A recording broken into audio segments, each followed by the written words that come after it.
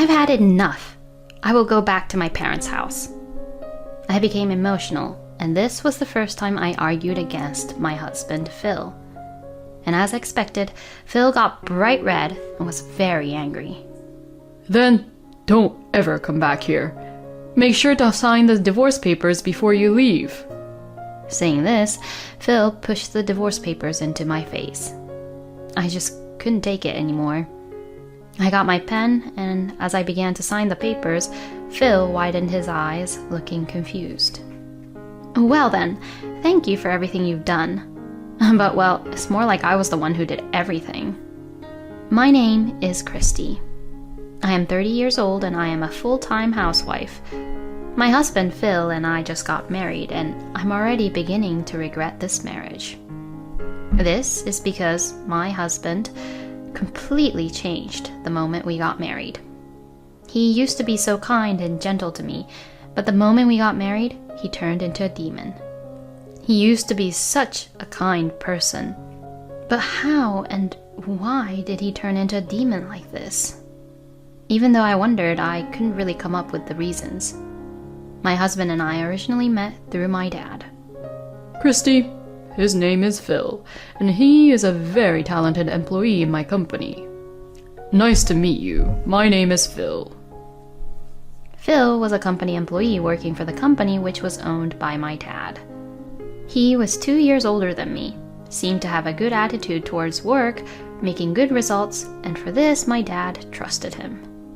I was working at a company, which was a business partner for my dad's company, and I was introduced to him when I went to dad's company for a business meeting. Christy, you aren't married yet, and I heard that you're not dating anyone currently, so I thought, why not Phil? What? Wait a minute, Dad. What are you saying all of a sudden? I was surprised when Dad suddenly suggested Phil as my fiancé. I mean, you can't stay unmarried like this. And I'm not saying that you two should get married. I just wanted him to meet my daughter because he is brilliant and excellent. You should go to dinner once with him and talk with him. Won't it be a bother for you, Phil? I mean, my dad suddenly made such a reckless request to you. No, I don't think it's reckless at all. In fact, I feel very honored. If you don't mind, I would like to have dinner with you once. Phil approached me in such a positive way that I got a little excited. And we actually went out to dinner, and he was very kind and also interesting to talk to. But he was also quite a gentleman, without being very shallow about anything. To be honest, I was attracted to him right away. When Dad asked me how it was like with Phil, I told him he was fun and nice, and I was too embarrassed to say that I liked him a lot. But I kept in touch with him without telling my dad about it, and we started seeing each other after that. And after a few more dates, we decided to officially go out. Phil looked at me seriously and said that he wanted me to go out with him with marriage in mind. I said yes to his confession, and then decided to inform this to Dad. My dad said, "Oh, you decided to go out with him? Good, good, good." And he was certainly overjoyed. And from then on, Phil and I continued to date. He always made me great date plans and treated me like a princess. I was puzzled because I had never had a man treat me so kind like him before, and I was just very happy. I was beginning to think that I wanted to marry such a wonderful man like Phil. About a year after we started to go out, Phil proposed to me. The place where Phil proposed to me was at a very beautiful table with a night view at a top-class restaurant. I waited for his words with anticipation and excitement, hoping that he might propose to me.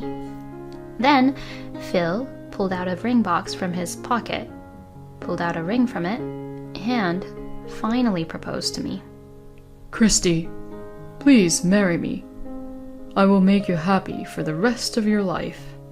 Yes, I will marry you, Phil. I felt like I was in heaven. I was so happy that he proposed to me, that I could have just died like this. And when I told my dad about the marriage, he was very happy.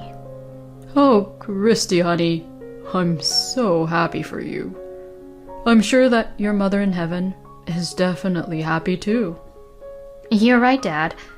I'll make sure I can deliver a wonderful wedding to Mom.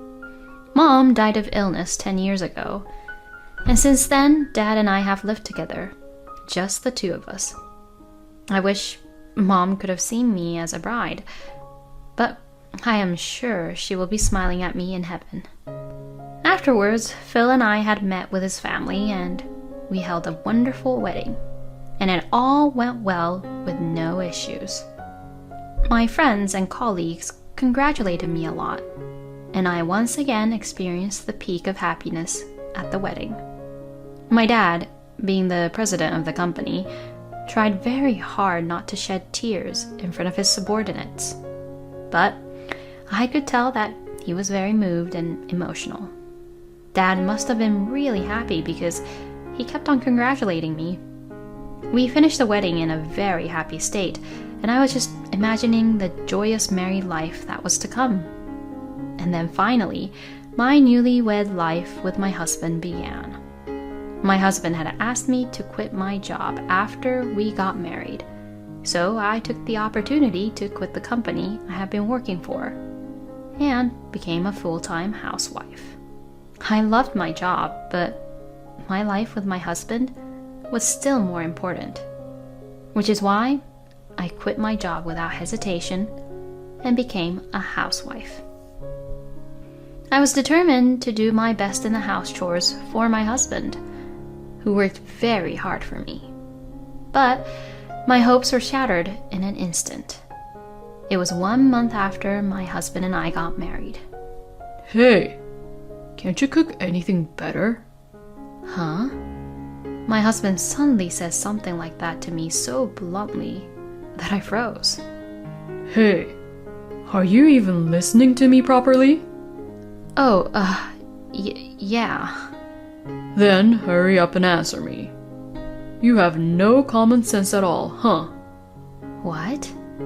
Anyways, answer me. I'm asking if you can cook anything better or not. Is there something that you didn't like which I cooked? It's everything. Everything you cook is just too plain. Can't you cook something that's more flavorful? I'm sorry, honey. I was trying to make something healthy and well-balanced, though. I want to eat something that has meat and fried food. Since what you cooked was mainly vegetables and soup, you better make something good from tomorrow, okay? Okay. I was surprised at the sudden change in my husband's attitude. And it was not only about cooking, but also about other things. Why is the bathtub not hot enough? Hey, why aren't my clothes dry whenever I want to wear them, huh? You're such a useless housewife, huh? My husband's verbal abuse was getting extremely harsh, and I was becoming more and more afraid of him. I wondered where the kind and gentle man he used to be had gone to. And the most scary thing about my husband is that he always acts like he's a good person on the outside. Whenever Phil meets my dad, he acts as a kind, sincere husband and smiling as the nice young man he used to be. Sometimes he brings his coworkers home with him and he acts the same way, as if he was a very good husband to me. But when it is just the two of us, he becomes very scary, and he is not satisfied unless everything is done just the way he wants it. My dream of a happy, wonderful marriage with him was shattered in an instant, and I was in complete despair. After that, my husband's excessive and hostile attitude towards me continued. I even considered divorcing him. But my husband, perhaps seeing through what I was thinking, told me, If you are thinking about divorce, don't you dare do it. How bad would it be for the CEO's daughter to get divorced after only a month or two? That's going to be bad for your father's reputation, and it's going to be bad for the company's reputation. You're going to make your own father suffer if you divorce me. Oh, no. At that time, I was not thinking straight and being logical at all. So I strongly felt that I didn't want to bother or worry my dad with what I had to deal with my husband.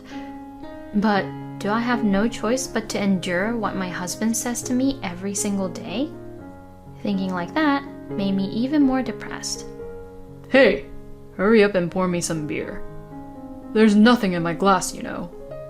I'm sorry. My God, you're really useless. I mean, you were raised up by your father with no mother at all, so you weren't taught proper values, right?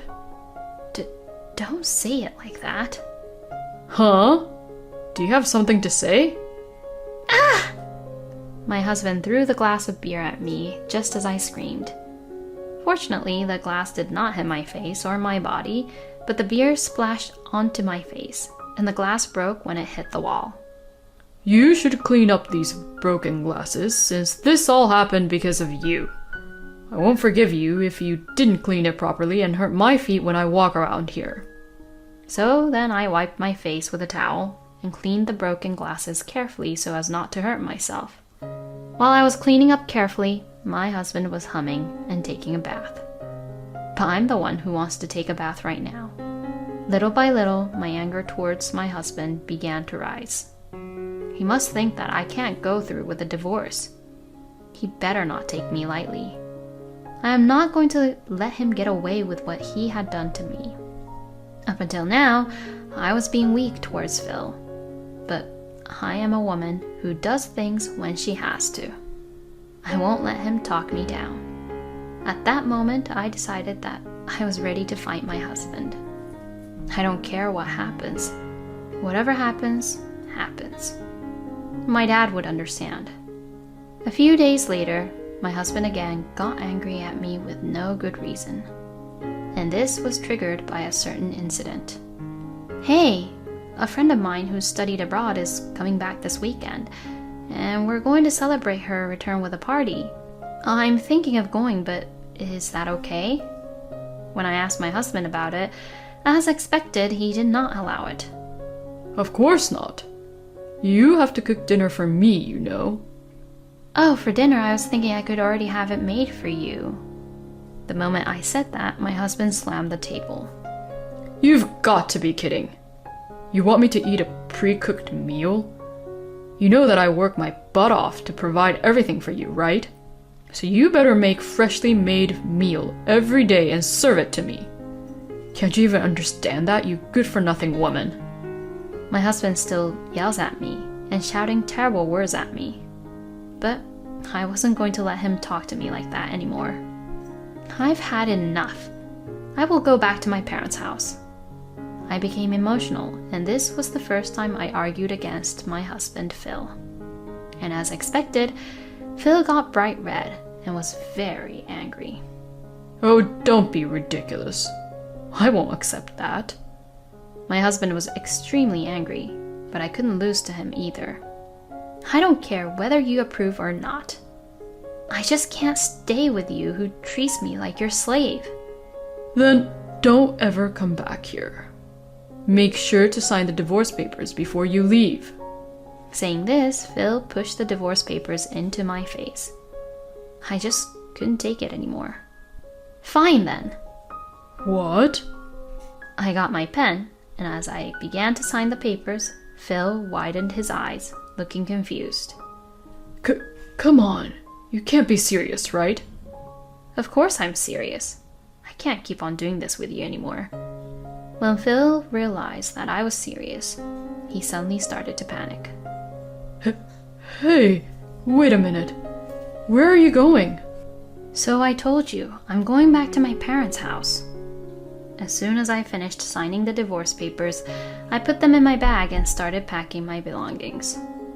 My husband watched in confusion. Well then, thank you for everything you've done. But well, it's more like I was the one who did everything. I said sarcastically and left the house to go back to my parents' house. Oh? Christy, honey, What's wrong? I can't believe you suddenly came back home with a big luggage. My dad was surprised to see my luggage. I, on the other hand, had tears flowing down my cheek when I saw my dad. Christy? Before I knew it, I was hugging Dad. What's wrong? What in the world happened, honey? I... In any case, just come into the house. I'll make you some tea. Dad said that, and we both went into the living room. And after drinking the tea which calmed me down, I told him everything. He listened quietly and then quietly opened his mouth. Honey, I'm sorry for giving you a hard time. I'm really sorry. Oh no, it's not your fault, Dad. No, first of all, it was me who introduced Phil to you. And besides, it's true that he was using me as a leverage for you to obey him, Christy. And you put up with it because you were worried about me and the company. So I'm responsible for that. My father said that as he apologized. Then he looked up at me and said with a serious look on his face, As for Phil, I will punish him thoroughly. I looked at Dad and nodded strongly. The next day, I received so many phone calls from my husband. I was mentally exhausted and was resting at my parents' house, but my husband was calling me incessantly, so I had no choice but to answer the phone. Finally, you picked up. Hey, what the hell did you say to your dad? Did you know that your dad fired me right away? What do you mean, what? Of course. I told him everything you've done to me. The many heartless outbursts, the way you used my dad and his company to threaten me, and even the way you made fun of the fact that I was brought up with a single parent and made fun of me and my family.